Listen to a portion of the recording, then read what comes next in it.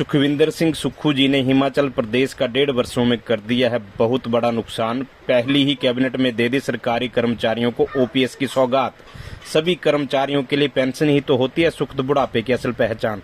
जिन बच्चों के सिर से बचपन में ही उठ गया था माँ बाप का साया, उनके चेहरों पर भी फिर से ले आए मुस्कान। सुक्खू जी की सुख आश्रय योजना उन 4500 बच्चों के लिए साबित हो रही है वरदान। सुख आश्रय योजना से उन भारत के भाग्य विधाताओं का रहना खाना व जीना किया आसान। इसी योजना से उन सब की शिक्षा के मार्ग की प्रशस्त ताकि सब वर्गों को मिल सके शिक्षा रूपी ज्ञान।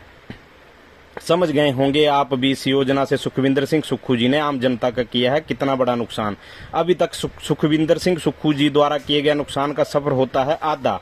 इसके आगे की बात करें उससे पहले ही तो आ गई थी हिमाचल के इतिहास की वो आज तक की सबसे बड़ी आपदा। ब्यास नदी में जब माचिस की तीलियों की तरह बह रहे थे लोगों के मकान, उस समय हिमाचल प्रदेश में मुआवजे की दर थी 1 लाख रुपए प्रति मकान।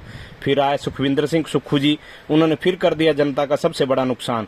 बिना राज्य के साधनों की किए प्रभाव मुआवजे की रकम को 7 गुना करके एक ही झटके में कर दिया 7 लाख प्रति मकान। एक बार फिर सुखविंदर सिंह सुक्खू जी ने आपदा में अवसर ढूंढते हुए किया आम जनता का सबसे बड़ा नुकसान।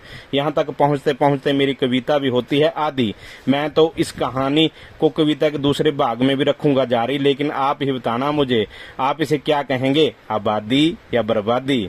यह जो सुखविंदर सिंह सुक्खू जी ने आम जनता के किए हैं नुकसान, मेरी आप लोगों से करबद्ध प्रार्थना है 1 जून को इन सब नुकसानों को ध्यान में रखकर ही करें मतदान। गरीबी से उठकर संघर्ष के द्वारा जिस सुखविंदर सिंह सुक्खू ने अपनी पहचान है बनाई, सुखविंदर सिंह सुक्खू जी का यह तरीका कुछ धन्ना सेठों को नहीं भाया। इसीलिए तो हिमाचल में लोकसभा के चुनाव के साथ विधानसभा का चुनाव है आया। इसीलिए सब मतदाताओं से मेरी फिर एक बार करबद्ध है प्रार्थना कि इस बार मतदान में चौके के साथ छक्का भी है लगाना, क्योंकि भाई सुखविंदर सिंह सुक्खू जी और कांग्रेस के हाथ को सशक्त है बनाना।